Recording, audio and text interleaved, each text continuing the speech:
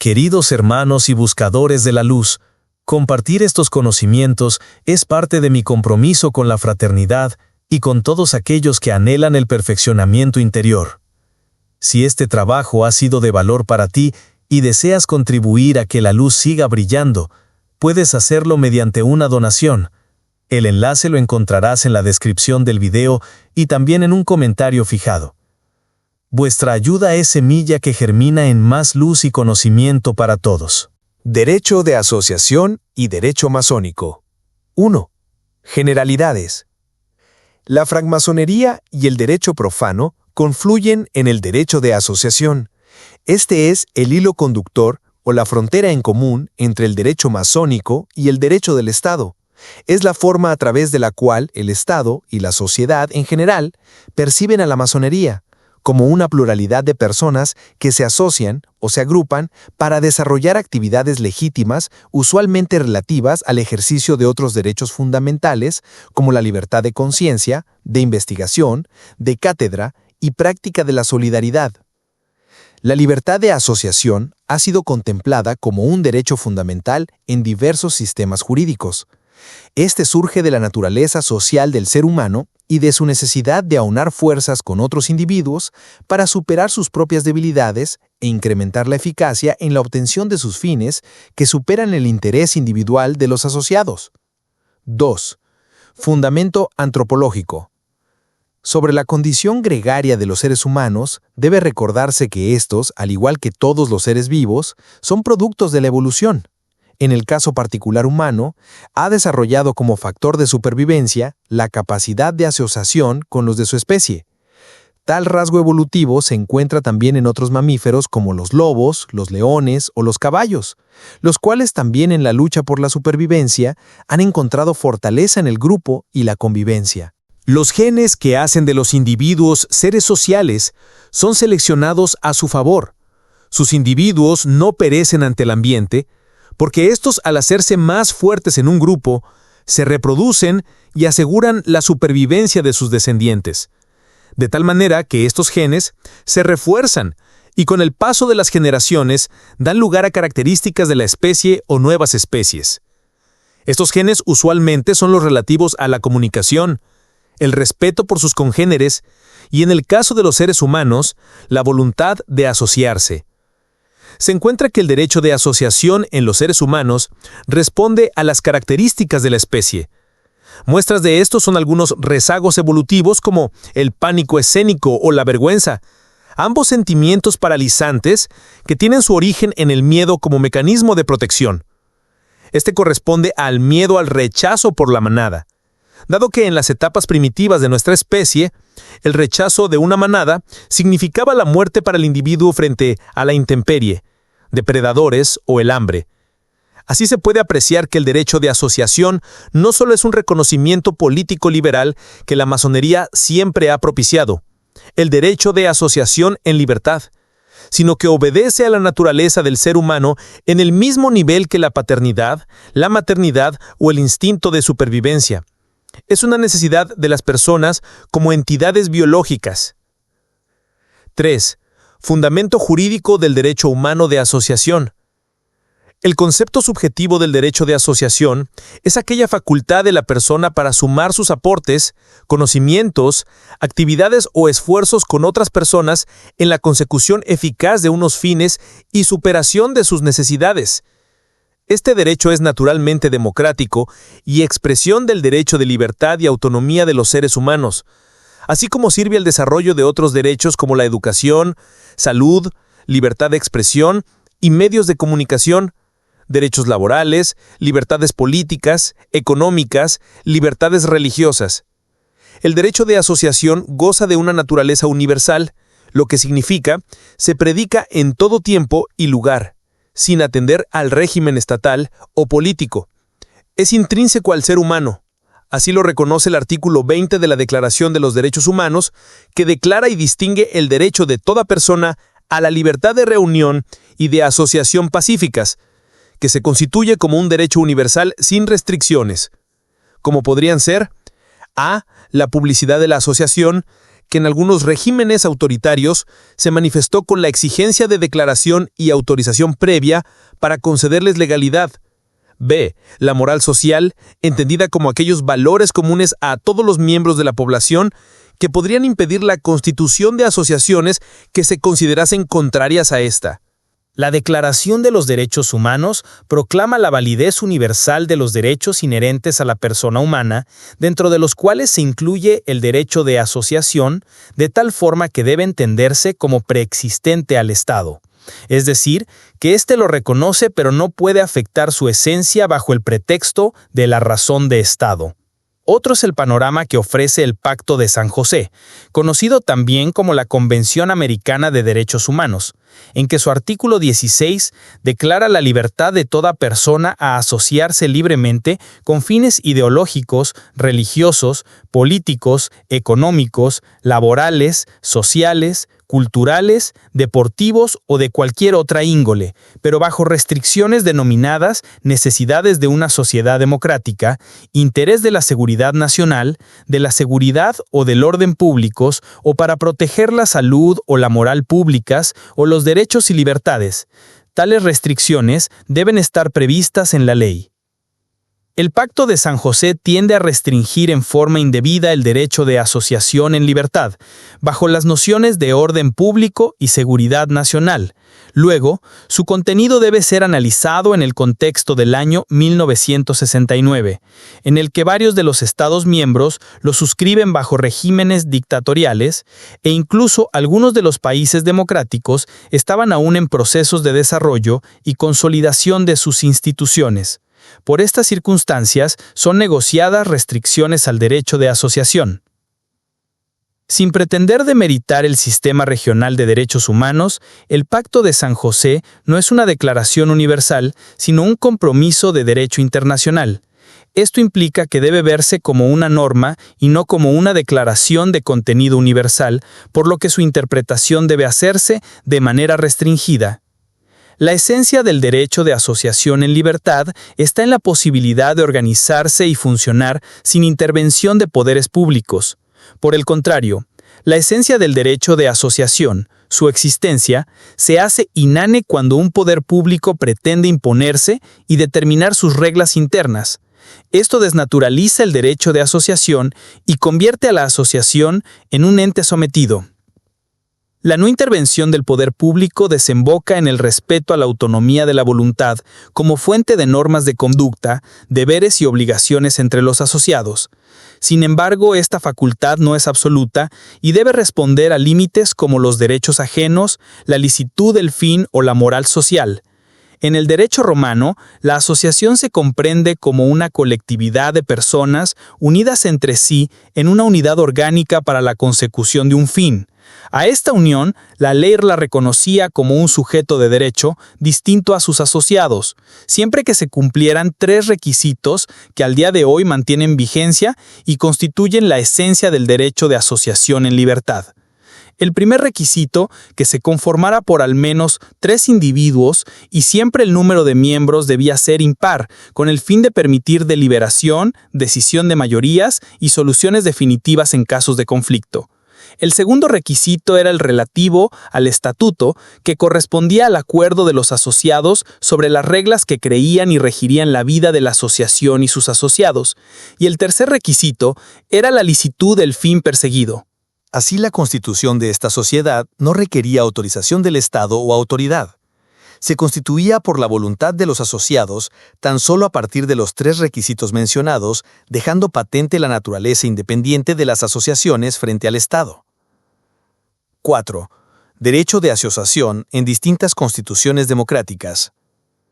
La Constitución de la República Federativa de Brasil, de 1988, en su artículo 17, reconoce como plena la libertad de asociación para fines lícitos, prohíben la interferencia estatal en la creación de asociaciones e impone que las asociaciones solo podrán ser disueltas mediante sentencia judicial ejecutoriada, esto es, un reforzamiento al derecho en tanto enerva las facultades del Poder Ejecutivo o la función administrativa para disolver asociaciones. En lo que se refiere a la Constitución francesa, esta no contempla el derecho de asociación. Sin embargo, los tribunales franceses han sido reiterativos en el reconocimiento de este derecho, en tanto al preámbulo de la Constitución se adhiere e incorpora la Declaración de los Derechos Humanos, así estos se aplican directamente, y se observa cómo, en este caso, la ausencia de reconocimiento da lugar a mejor garantía del derecho, en tanto se aplica su expresión más amplia y generosa, que es la Declaración Universal de Derechos Humanos. La Constitución argentina es magra en el asunto, y en su artículo 14 contempla, entre otros derechos fundamentales, el de asociarse con fines útiles. De acuerdo a la reglamentación legal, puede atribuirse que no contempla limitaciones y este postulado se adecúa y no afecta la naturaleza del derecho humano de asociación. En el caso de Bolivia, el artículo 7.c de su Constitución prevé el derecho de toda persona a reunirse y asociarse para fines lícitos y pacíficos, reproduciendo una vez más el contenido del derecho. La Constitución de Estados Unidos de América no se manifiesta sobre el derecho de asociación. Sin embargo, la Corte Suprema de Estados Unidos ha entendido este derecho incorporado en la primera enmienda que prohíbe la creación de ley que impida la práctica de ciertos derechos, dentro de lo que se incluye the right of the people peaceably to assemble, o el derecho a la asamblea pacífica de las personas. Distinto es el enseñario que ofrece la Constitución española. Está limitado el derecho de asociación contemplado en su artículo 22, que reconoce el derecho de asociación, pero a su vez prohíbe las asociaciones secretas, lo que podría plantear problemas en relación con la francmasonería. No obstante, el asunto ha sido decidido por el Tribunal Contencioso Español, pronunciándose contra la decisión administrativa que negó el reconocimiento de personería jurídica de la Asociación Gran Oriente Español Unido, motivándose el acto administrativo en su ilegalidad por ser una organización de carácter secreto, conforme a lo estipulado por la Constitución española. La Jurisdicción Contencioso-Administrativa de España conoció la respectiva acción impetrada para anular el acto administrativo que negó el reconocimiento de la personería jurídica del Gran Oriente Español Unido por considerarlo una organización ilegal dado su carácter secreto conforme a lo estipulado por la Constitución española. Al decidir esta acción, la Jurisdicción Contencioso-Administrativa de España anuló la decisión administrativa y ordenó el reconocimiento de la personería jurídica de la Asociación Gran Oriente Español Unido. Para ello, realizó una interpretación del artículo 22 constitucional español, teniendo en cuenta las reglas contenidas en la Declaración de los Derechos Humanos sobre el derecho de asociación y la aplicación restrictiva de las limitaciones al mismo. En este caso, la prohibición de asociaciones secretas se encuentra debidamente racionalizada por el Poder Judicial, en tanto la publicidad exigida y excluyente del carácter secreto se satisface con el registro de los estatutos, que entre otros elementos contienen las actividades a desarrollar, y en el caso en concreto no existe motivo para presumir una actividad distinta y oculta a la declarada en los estatutos. Así, en garantía al derecho de libre asociación, el Tribunal Supremo de lo Contencioso Administrativo de España declaró nulo el acto administrativo y ordenó el registro y reconocimiento del Gran Oriente Español Unido. Artículo 22.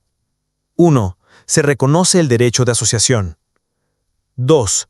Las asociaciones que persigan fines o utilicen medios tipificados como delitos son ilegales. 3.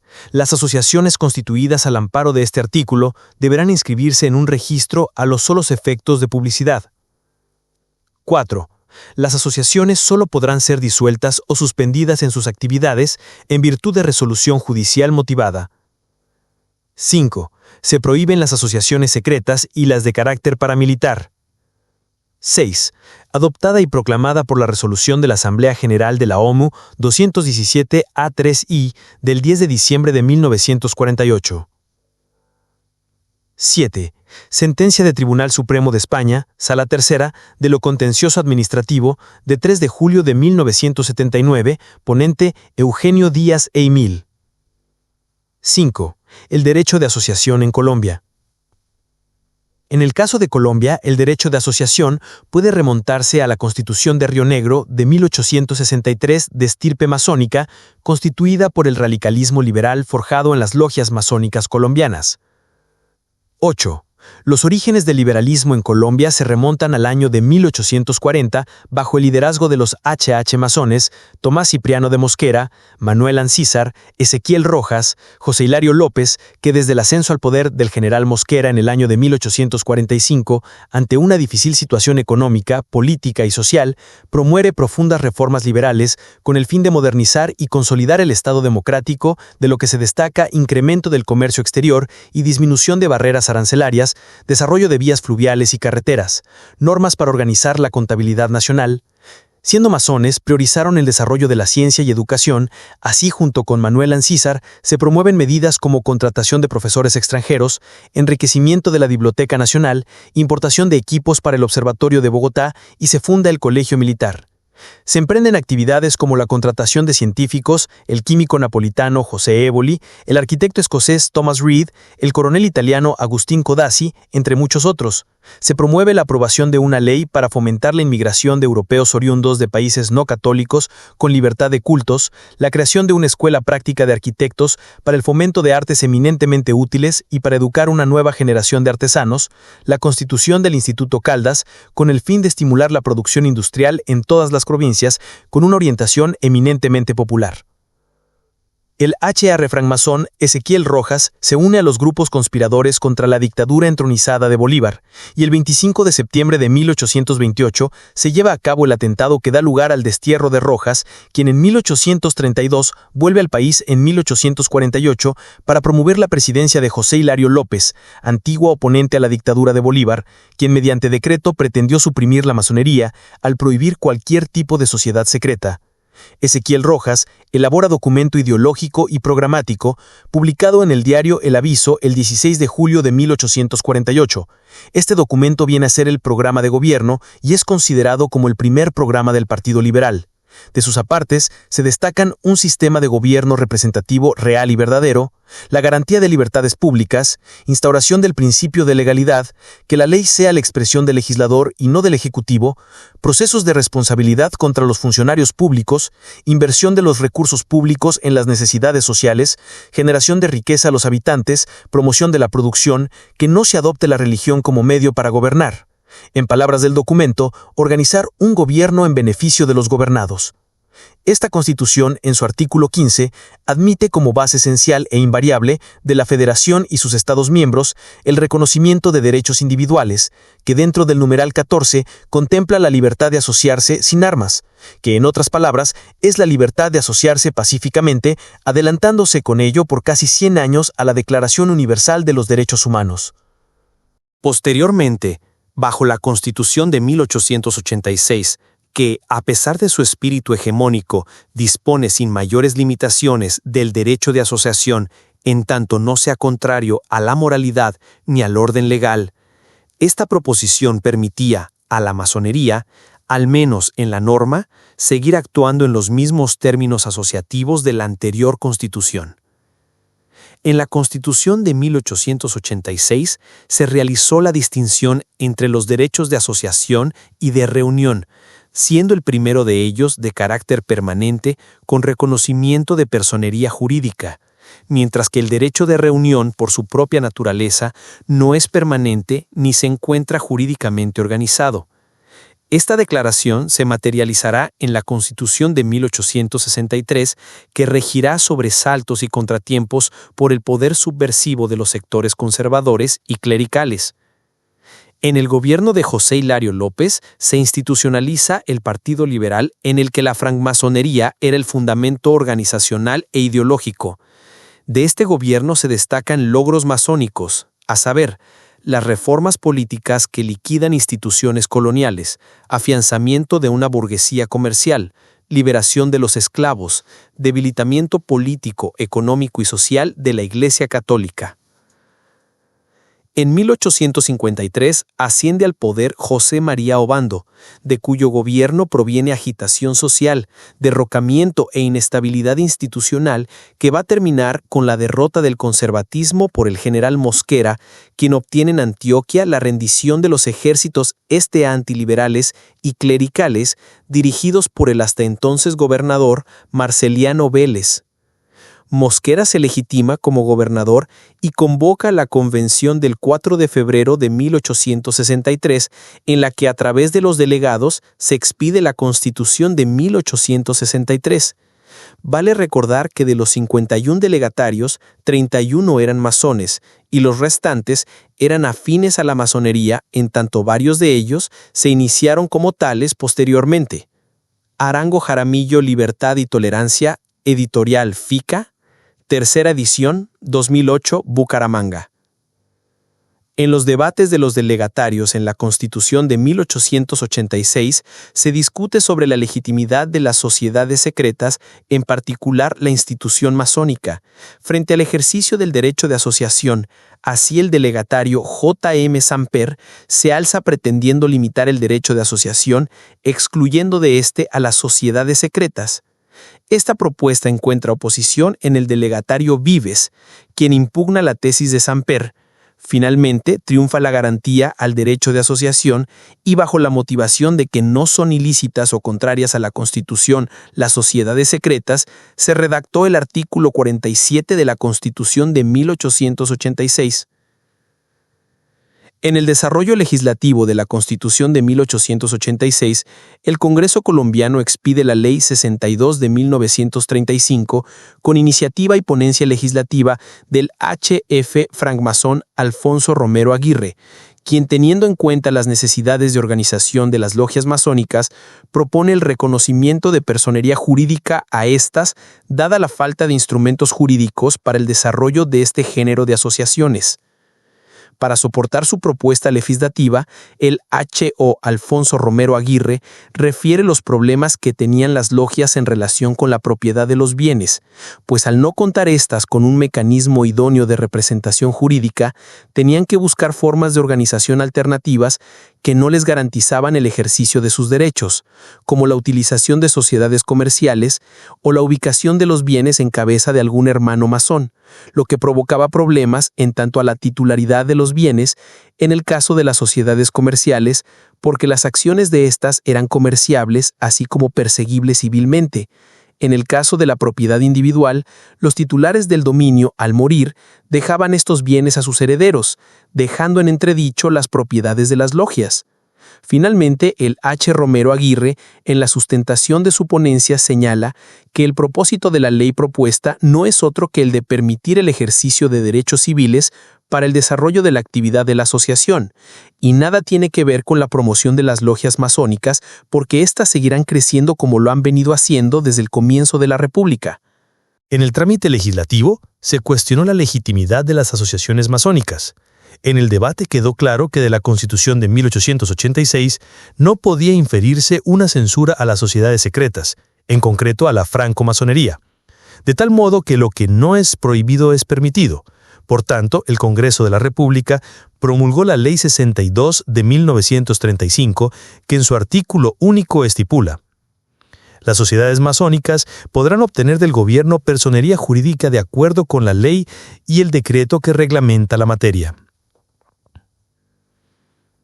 En este interesante debate en el Congreso colombiano, se dio la oportunidad de precisar que la Constitución de 1886 permitía la existencia de las sociedades secretas, siempre y cuando éstas se dedicaran a actividades lícitas y estuvieran conformes a la moralidad pública.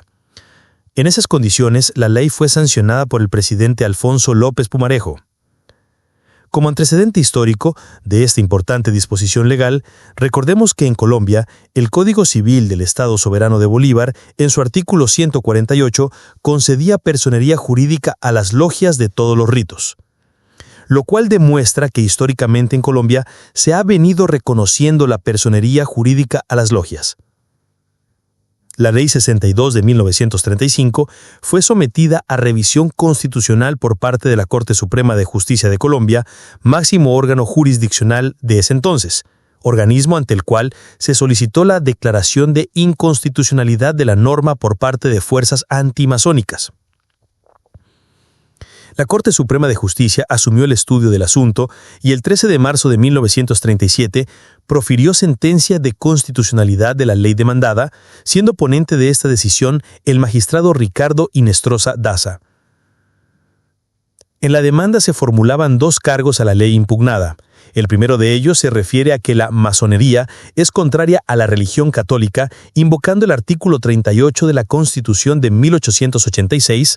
La Corte Suprema, en su estudio, desecha este cargo señalando que el artículo invocado por los demandantes ya había sido derogado por el artículo 34 del Acto Legislativo 1 de 1936 y siendo reemplazado por el artículo 13 constitucional, considerándose así por el máximo Tribunal de Justicia colombiano que las pretensiones de la demanda carecían de piso jurídico.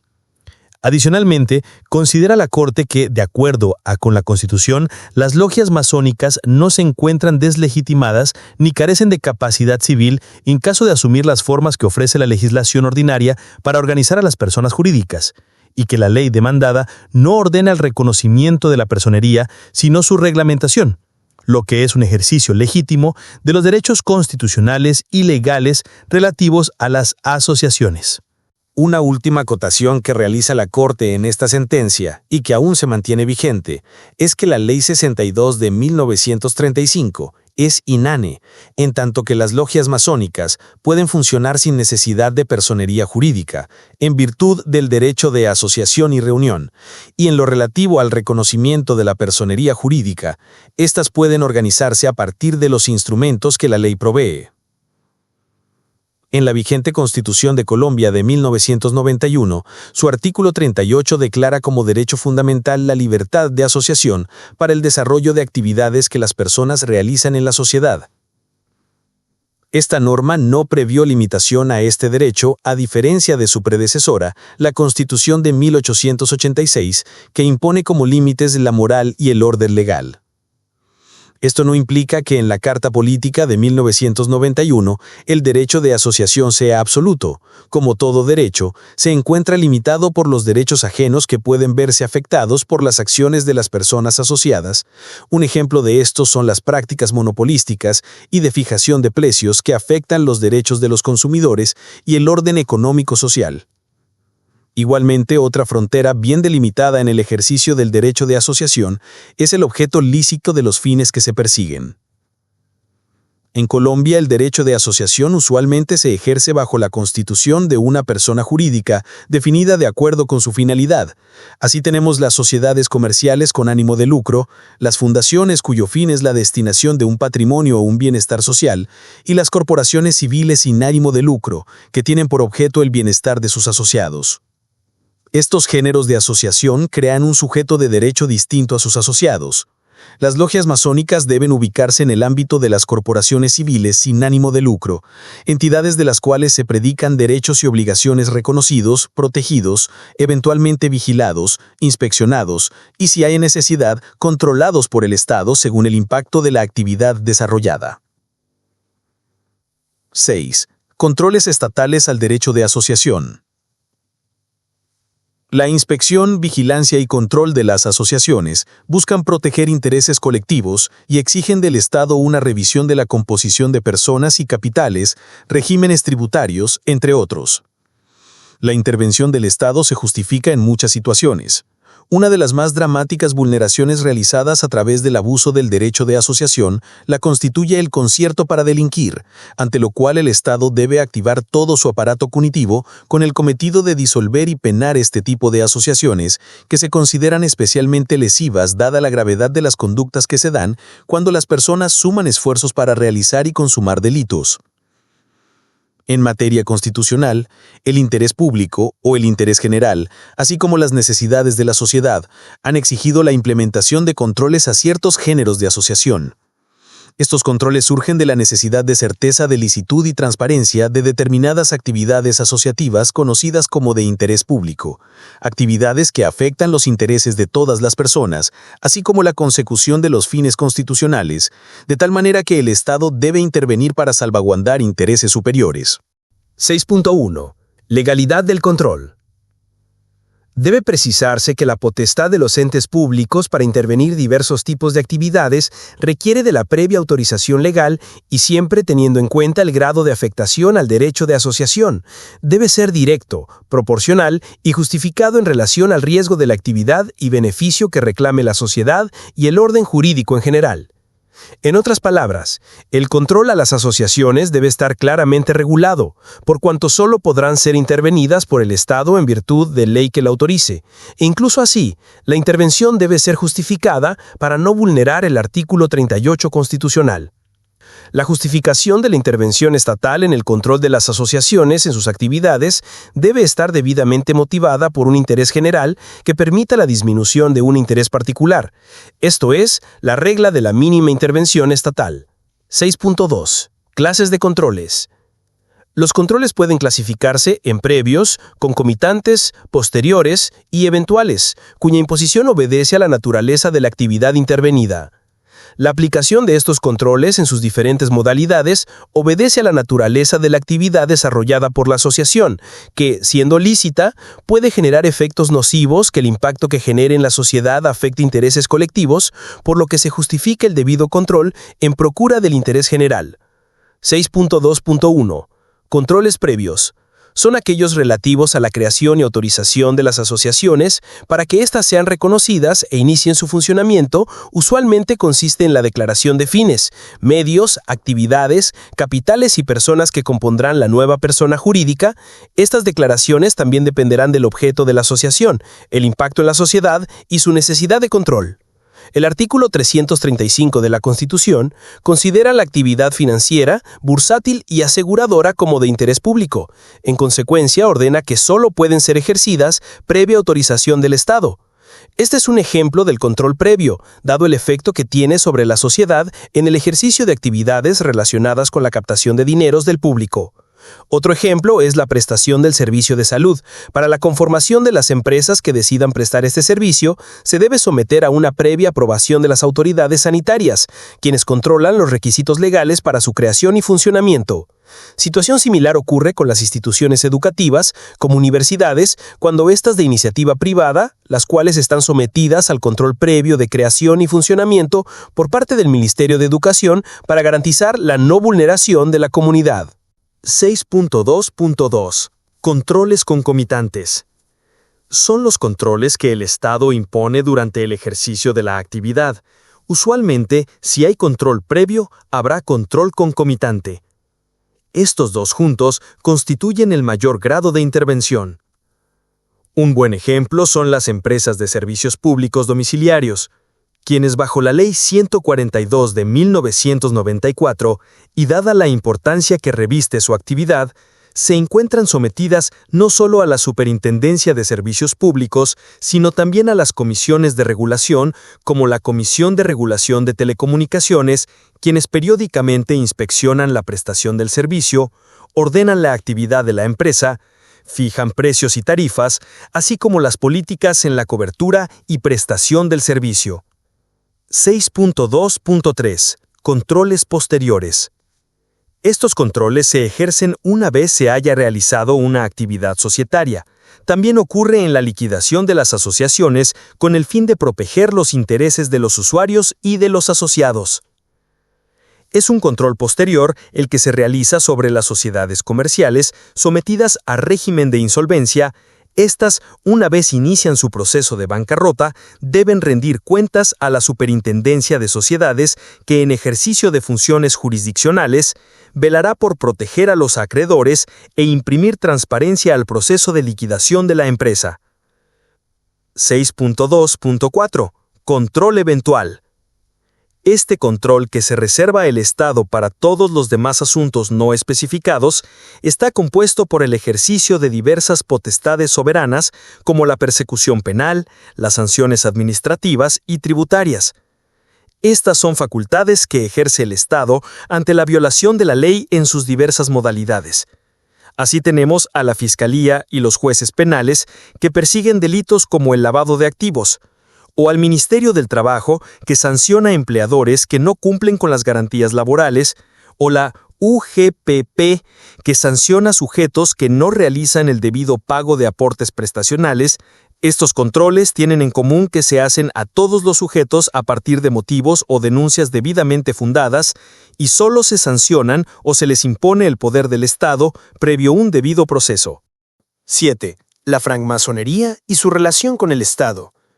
En el caso de las corporaciones civiles como la institución masónica, en que la actividad no reviste una afectación o riesgo a intereses públicos, deben someterse a la regla general que las corporaciones funcionalmente secretas, dedicadas a actividades lícitas, no están prohibidas, ni constitucional ni legalmente, como lo señala la Declaración Universal de los Derechos Humanos y el artículo 38 de Constitucional.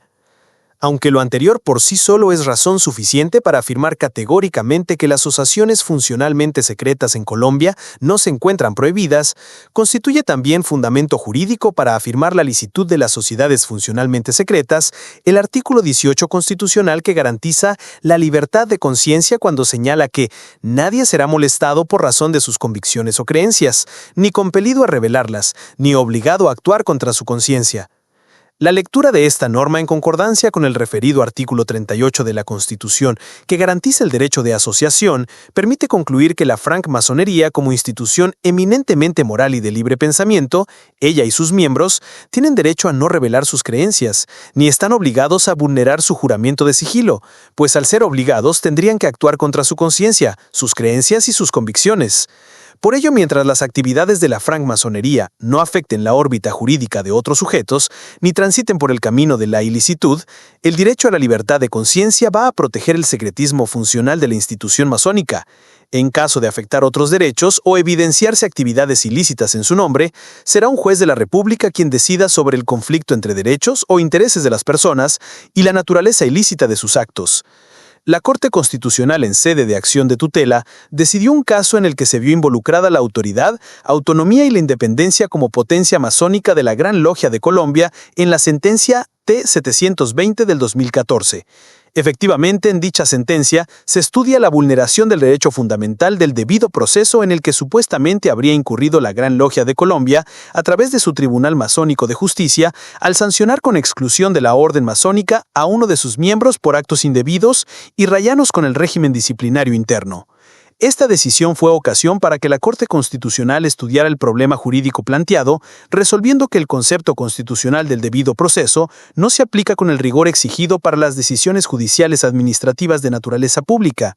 Si bien la Corte Constitucional afirma que, como regla general, en caso de afectarse derechos fundamentales, el juez de tutela está facultado para intervenir en las decisiones que sean tomadas en una organización privada como la Gran Logia, con el propósito de adecuar la decisión a la Constitución política, entiende que para el caso concreto, el ingreso a una logia exige la manifestación de la autonomía de la voluntad del candidato, consentimiento que también cobija los pactos e incluso las sanciones previstas por la divulgación de los secretos o incumplimiento a deberes masónicos que a los ojos del derecho profano tienen la naturaleza de un convenio entre privados. En el mismo fallo es importante y se destaca el pronunciamiento en relación al principio de verdad sabida y buena fe guardada que guía los juicios masónicos, lo cual no atenta contra la Constitución colombiana de 1991, siempre y cuando que este principio se considera razonable en la medida en que hace parte del ejercicio de una organización privada y se aplica previa aceptación voluntaria o vinculación voluntaria del sujeto sometido, y no afecta intereses constitucionales. 14. Para definir este concepto se debe atender que es un método de decisión judicial, dentro del que se encuentran las decisiones en derecho, las decisiones en equidad y finalmente la verdad sabida y la buena fe guardada, que responden a un espectro de intensidad en la exigencia de argumentación al juzgador.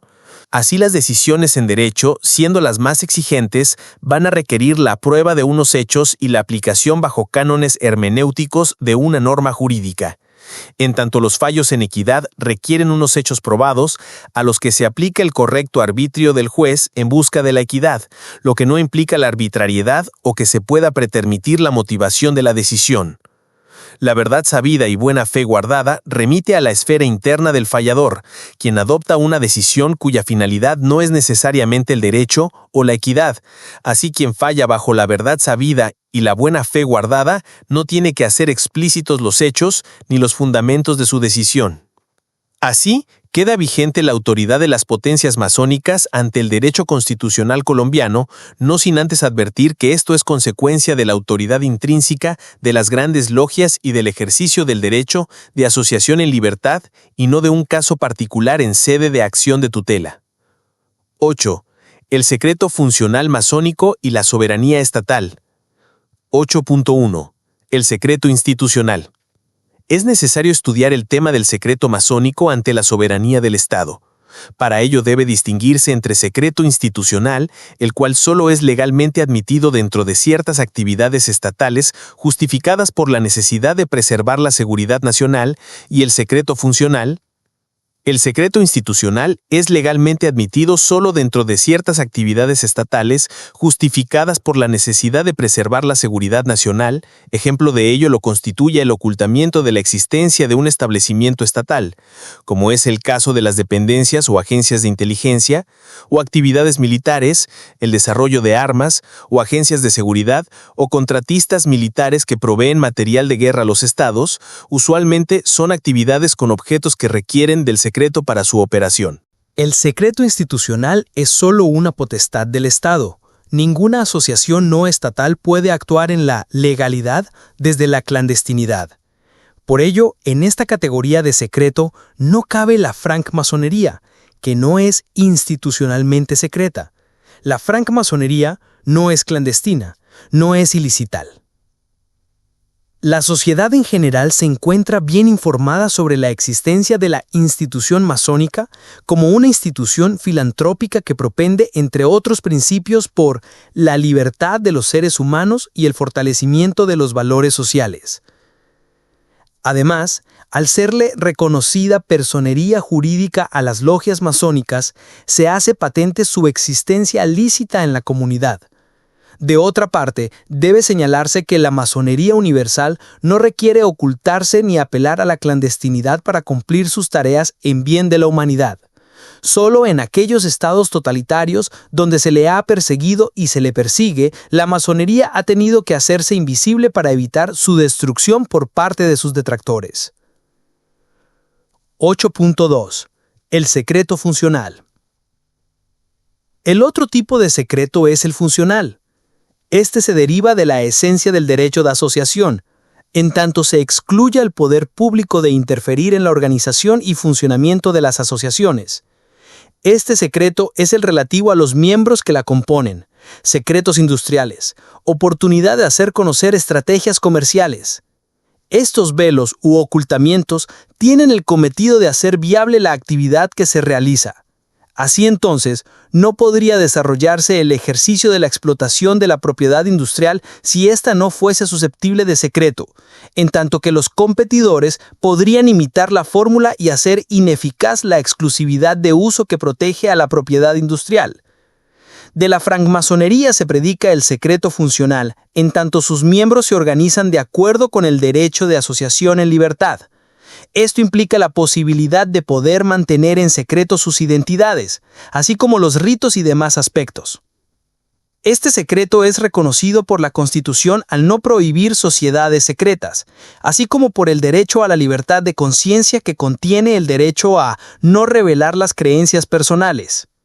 El secreto funcional también se encuentra en el derecho fundamental al habeas data, desarrollado por la ley, en el que incluye como datos sensibles aquellos que afectan la intimidad del titular o cuyo uso indebido puede generar su discriminación, tales como aquellos que revelen el origen racial o étnico, la orientación política, las convicciones religiosas o filosóficas. Es evidente que la condición de francmasón puede alegarse en procura de protección ante el Estado en esta categoría. En cuanto a controles, el Estado no puede ejercer sobre la logia control previo, concomitante o posterior. Solo hay lugar en algunas hipótesis, bajo evidencia de ilicitud, al control eventual, caracterizado por ser aquel que ejercen las autoridades del Estado sobre cualquier ciudadano a fin de evitar y perseguir delitos o corregir conductas lesivas a la sociedad.